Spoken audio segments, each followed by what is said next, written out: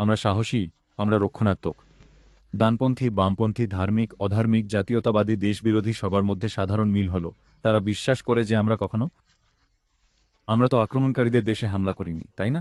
যেমন ধরুন 2016-র আগে 26শে নভেম্বরের মুম্বাই হামলা। লোকে বলতো ভারত কৌশলগত সংযম ও পরিপক্কতা দেখিয়েছে, পড়ে আসছি। কিন্তু চীনের মূল ভূখণ্ড বেইজিং, সাংহাই, সেখানে কোনো ভারতীয় বা হিন্দু শাসকের সামরিক অভিযান হয়নি। তাই আজ আমি এই ধারণাটা ভাঙতে চাই। আমি নিজেও এটাই ভাবতাম। যখন ভারতীয় নৌবাহিনীর একজন আমার সাথে যোগাযোগ করেন, নৌবাহিনীর এক খুব সিনিয়র অফিসার, লোকে আমাকে প্রথম যে প্রশ্নটা করে তা হলো, যদি হিন্দু রাজারা এতই শক্তিশালী ছিলেন যে বাগদাদ, চীনে যেতে পারতেন, তবে আমরা নিজেদের রক্ষা করতে পারলাম না কেন? তো এটাই ছিল ধর্ম বিজয়ের ধারণা, তাই না? সকালের সেশনে কেউ বলছিলেন আমাদের নিজেদের ধার্মিক ইতিহাস নিয়ে খুশি থাকা উচিত।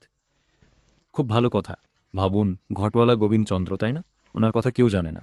উনি কনৌজে থাকতেন। পরমার, লক্ষদেব, এবং কেন? কারণ অবচেতনভাবে আমরা ভাবি হিন্দু রাজারা ছোট আঞ্চলিক রাজা, তাই না?